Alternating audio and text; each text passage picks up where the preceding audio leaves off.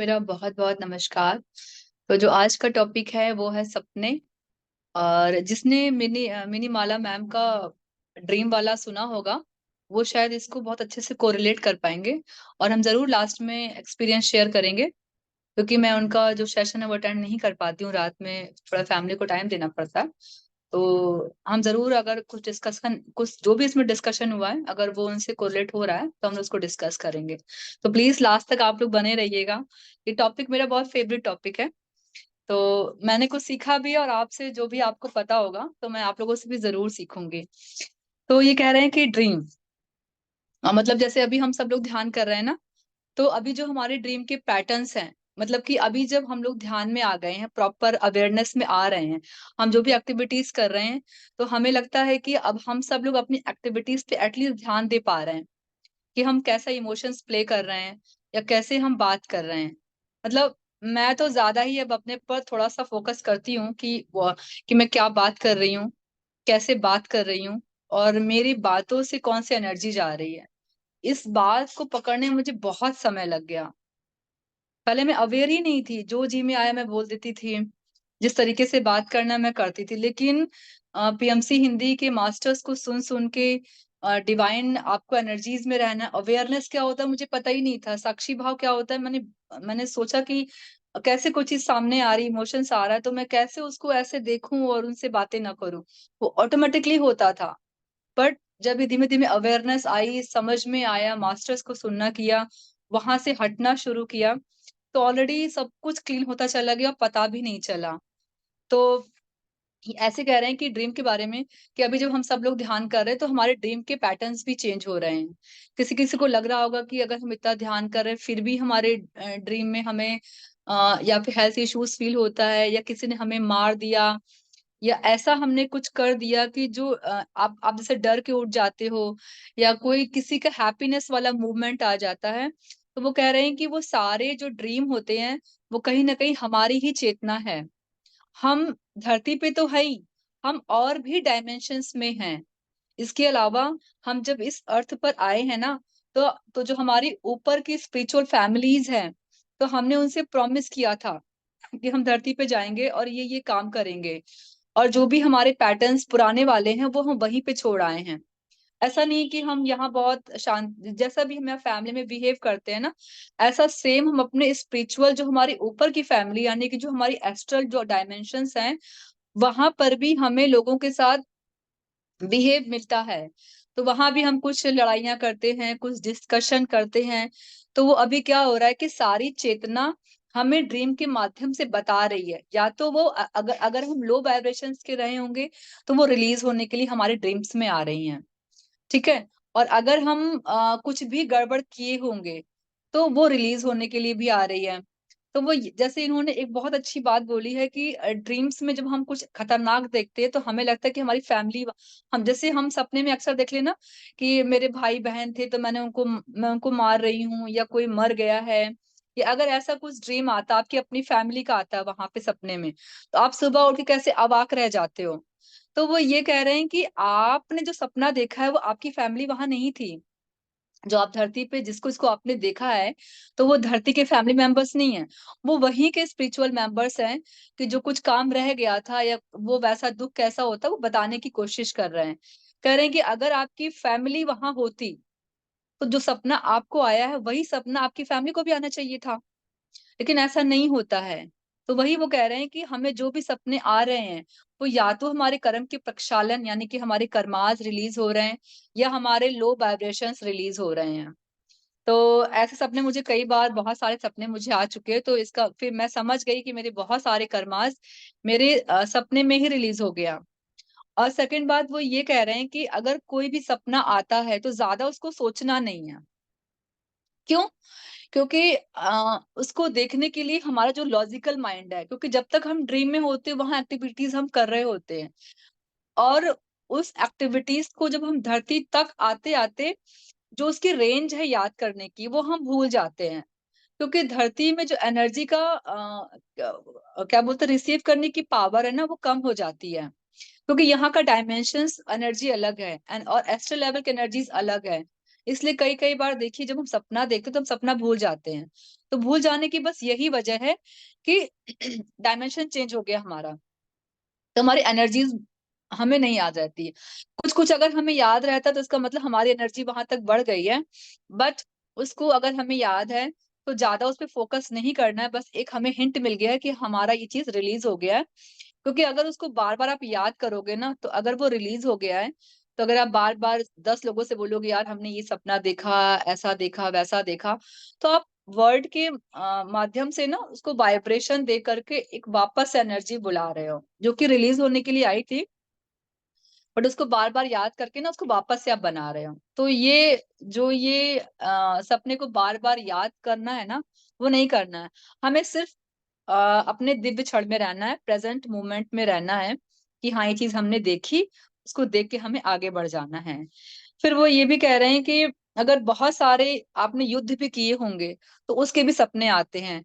हमारी चेतना या तो हमारे तक आ रही है या हम अपनी चेतना के साथ वहां पे मिल रहे हैं। ठीक है, मतलब पुरानी चेतना या तो हमसे कनेक्ट हो रही है या हमारे यहाँ की चेतना वहां जाके कनेक्ट होकर के क्या बोलते हैं, अपनी सारी बातें शेयर कर रही है। और वो साथ में ये भी कह रहे हैं कि सपनों को ज्यादा हमें वैल्यू नहीं करना है। हमने बस चेतना को समझ लिया और जान लिया।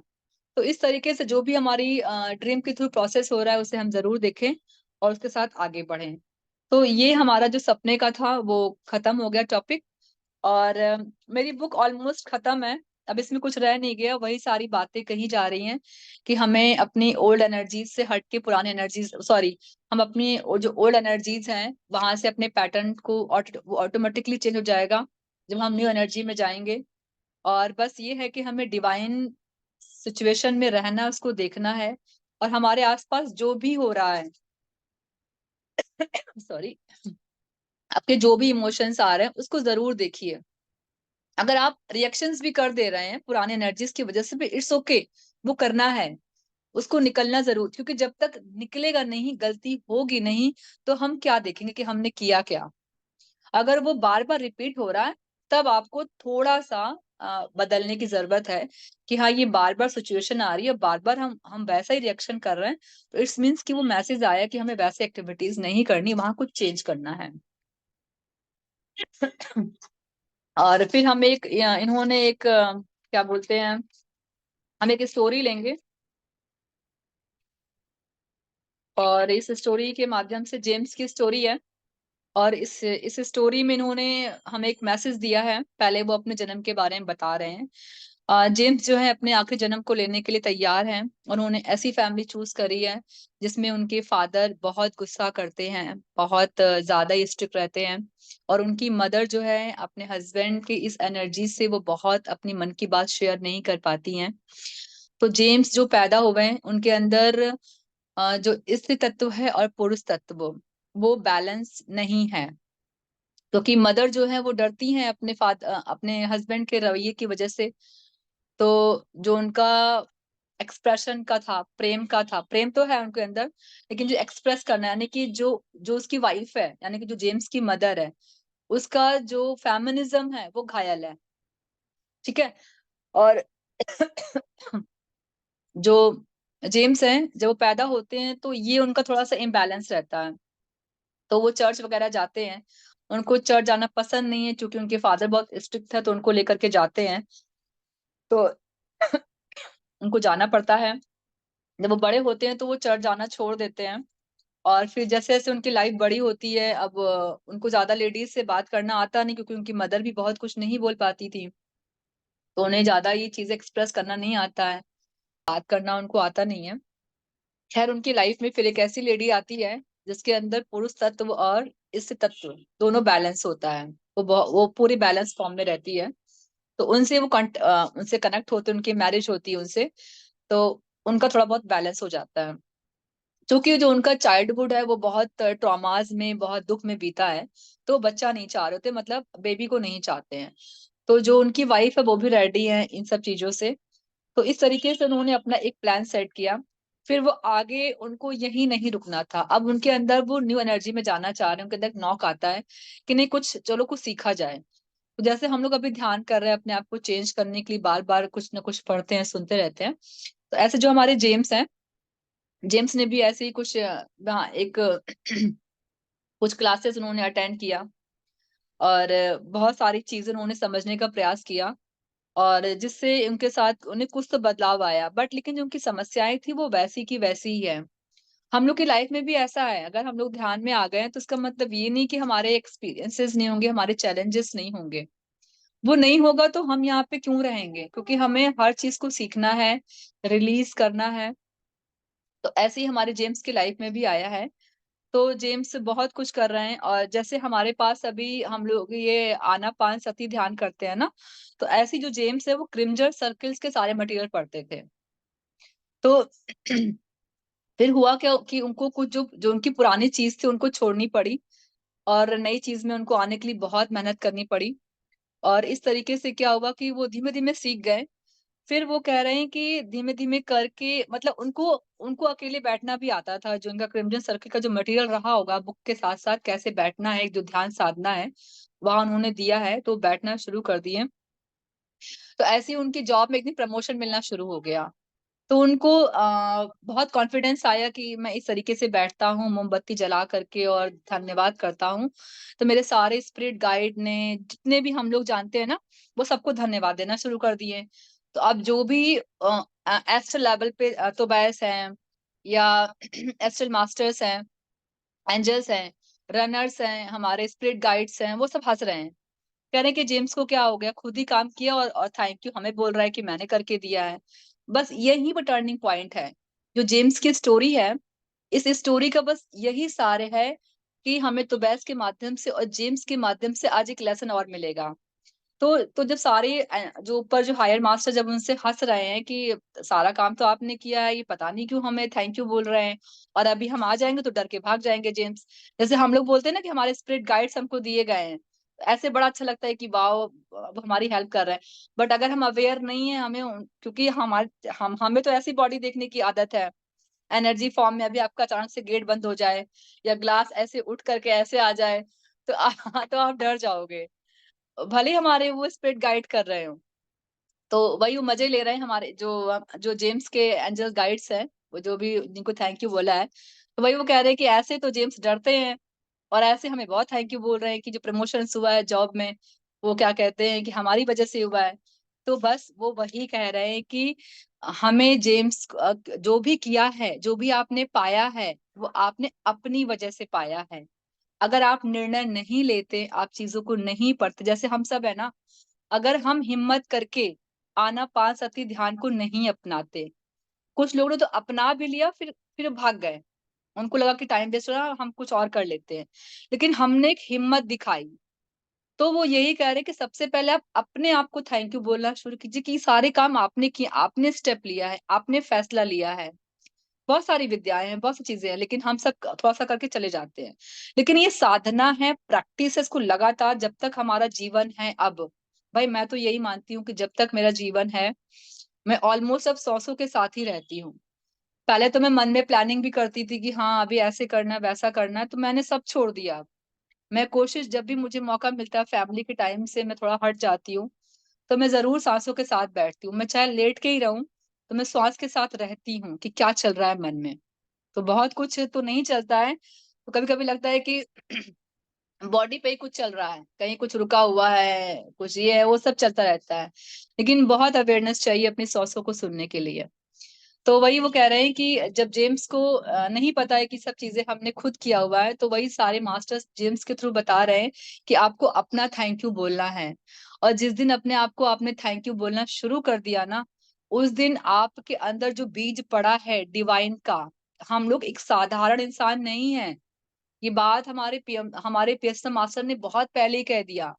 हमारे ब्रह्म ऋषि पत्री पितामह ने बहुत पहले कह दिया कि yes you are a God.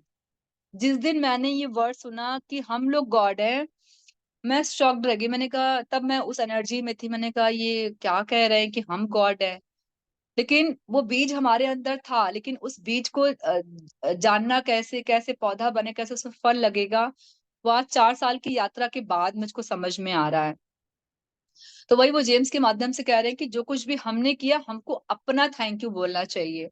अगर ये प्रक्रिया आपने करना स्टार्ट कर दिया ना, तो जो हमारे अंदर शीट पड़ा हुआ है बहुत कुछ कर जाने का, बहुत सारी हीलिंग कर जाने का, वो हम क्लियर कर पाएंगे।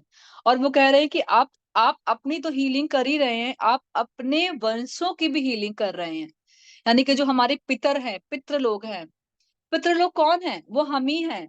हम किसी जन्म में, जैसे आज हम अपने फादर की बेटी बन के आए, तो हो सकता है कि हम 5-6 पीढ़ी उनकी उनकी दादी रहे हों।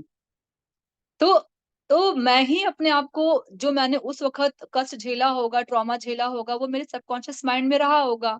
उसकी वजह से मैंने न जाने कितने जन्म लिए, कितने कर्मास बनाए, कितने लोगों को परेशान किया, खुशियाँ पाएँ, जो भी हमें इमोशंस हमने यहाँ पे आए। लेकिन जब आज हम न्यू एनर्जीज़ में आ गए हैं और आनापानसति की जो लहर दौड़ पड़ी, अगर हम उसमें प्रवेश कर गए, तो इट्स मीन्स हम बहुत कुछ हील कर रहे हैं। बहुत कुछ हो रहा है। जब आप शांति से बैठेंगे, उसको देखेंगे और खुद को धन्यवाद देंगे हर एक स्टेज पे, तो फील होगा।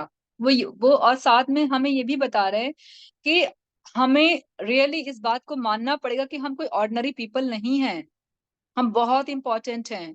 चाहे अगर कोई रिक्शे वाला भी है ना, या कोई अगर स्वीपर भी है, बाहर झाड़ू लगाने वाला भी है, वो उतना ही इम्पोर्टेंट जितना हमारा आईएएस है, जितने हमारे प्रधानमंत्री हैं, जो उनका लेवल है ना, सेम लेवल उनका भी हमारे, जो हमारे गटर साफ करने वाले हैं, जो भी जिन्होंने जिस जिस वर्क प्लेस को चुना है, दे आर इक्वल। वो आत्मा के लेवल पे सभी इक्वल हैं। ये हमें समझ में धीमे धीमे आएगा। जब हम फिजिकल फॉर्म में देखेंगे, तो हो सकता है कि हमारे बिलीफ सिस्टम बैठे हुए हैं कि वो गंदे रहते हैं, वो इस तरीके से रहते हैं, वो हमसे छोटे हैं। लेकिन जब हम स्पिरिचुअलिटी में आएंगे ना, तो जब वो जो उनकी आत्मा है, it's a pure, it's a very खुशबू वाली चीज है। जब आप उस फॉर्म में, जब भी आपको जजमेंट आए ना, आप फौरन मानो कि उनकी पूर्ण आत्मा है, वो अपना काम कंप्लीट कर रही है, अपने लेसन ले रही है। तो कतई जब भी आपको जजमेंट, क्योंकि मुझे पहले बहुत आते थे, तो मैं फौरन, मेरे मन में आता है कि वो अपना लेसन कंप्लीट करने आए हैं, उनकी पूर्णात्मा उनको देख रही है। मेरा काम नहीं उधर उधर अपने वर्ड्स को डालना या उनसे उनको चीजों को देखना। तो वो जेम्स के माध्यम से बस बस यही बातें हो रही है कि आप अपने आप को थैंक यू बोलिए, अपनी डिवाइन चीजों को पहचानिए। और पहचानने का एकमात्र रास्ता है आनापानसति ध्यान। लास्ट में इन्होंने भी जो हमारे ये तो बैस मास्टर, इन्होंने भी लास्ट में बोला हुआ है कि कैसे हम अपनी चीजों को जान सकते हैं, वो श्वास के ही माध्यम से, और कोई रास्ता नहीं है। आप अगर श्वास को छोड़ कुछ और इम्प्लीमेंटेशंस कर रहे हैं, तो आई थिंक, मुझे लगता है कि आप एनर्जी वेस्ट कर रहे हो। ऐसा मुझे लगता है। मैं पब्लिकली नहीं कह सकती हूँ, बट मुझे लगता है कि जब हमारे एनर्जीज मास्टर्स हैं, बुद्धा, अभी इन्होंने बहुत सारे एरा की बात करी हुई है। तो जब हमारे बुद्धा आए 2500, यानी कि उसको हम क्या बोलते हैं, ईसा काल भी कहते हैं, उस समय भी आनापानसति ध्यान हमारे जीवन में आ गया था। हमारे महात्मा बुद्ध भी आनापानसति लेकर के आए। बहुत कुछ धरती में तब से चेंज हो रहा है। फिर जब ब्रह्म ऋषि पत्री पितामह आए, तब तो खैर बहुत ही चेंज हुआ है। और अर्थ के लेवल पे हमें ऐसे दिख नहीं रहा है, क्योंकि हमको अब जब तक कुछ दिखेगी नहीं ना, हमें विश्वास नहीं होता है। तो एटलीस्ट जब तक नहीं दिख रही, तब तक कोई बात नहीं, शब्द पे तो भरोसा होना चाहिए ना। जब दिखना होगा तो हमें दिख जाएगा। तो 4-5 चीजें हैं जो आपके जहन में, हमें लगता है कि न्यू एनर्जी ने एकदम फिक्स, हम मुझे तो पूरा फिक्स कर दिया है। और जब भी 4-5 पढ़ने पढ़ती हूँ, मुझे लगता है कि तो बस मेरे अंदर फिक्स हो चुका है, अब मुझे अभी नहीं पढ़ना है। तो वो बार बार ये कह रहे हैं कि आपको डिवाइन एनर्जीज में रहना है। यू आर ऑसम, आप ऑर्डिनरी पीपल नहीं हैं, कोई भी नहीं है। और इसके अलावा उन्होंने ये बोला है कि हम अपने बहुत सारे पितरों को भी हील कर रहे हैं।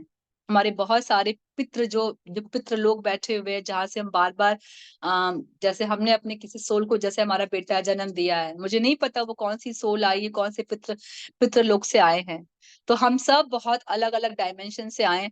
हाँ, ये बात तय है कि जब भी एक आत्मा आती है, वो 50 वर्ष तक अपने जीवन में आती है। वो अलग अलग कालों में, अलग अलग जातियों में जन्म नहीं लेती है, क्योंकि बहुत कुछ सीख करके वो एक ही क्या बोलते हैं, कास्ट में सब कुछ सीख सीख के वो आगे बढ़ती है। कोई अगर कुछ खास इनकारनेशन होगा, तो ही वो अलग सिटी में या अलग देश में जाएगी। अदरवाइज हम जब भी जन्म लेते हैं, मरते, तो हम अपने ही वंश में ऑलमोस्ट आते हैं, और कुछ हर बार जन्म में सीख करके आगे बढ़ रहे हैं। तो अब ये समय बहुत खास समय है। आप चाहो तो अपने साथ-साथ आप कई सारी पीढ़ियों को हील कर सकते हो। ये तोबैस ने बताया है हमें। और मैंने बहुत शॉर्ट में बता दिया है जेम्स के बारे में। तो मेरी बुक्स ऑलमोस्ट फिनिश है, खत्म है। कुछ अगर हल्का-फुल्का मुझे कल दिखेगा तो बता दूँगी। लेकिन पूरी बुक में यही है, मैं एक बार फिर से रिकॉल कर देती हूँ कि हमें अपने हम एक डिवाइन सोल हैं। हम शील्ड लेकर के आए हैं। अभी जो कुछ भी हमारी बॉडी में उसको होने दीजिए, रहने दीजिए। सिर्फ सिंपल आनापान सती ध्यान, आपको प्रॉपर भी नहीं करना है। जैसे ग्रुप में बैठे हो तो ठीक है, हम एक मैनर्स में, एक डिसिप्लिन में बैठते हैं। ओके, बैठ लिया। अब आपको लगता है कि अभी कोई नहीं है, आप आराम से लेटे हुए सांसों के साथ बैठ जाइए।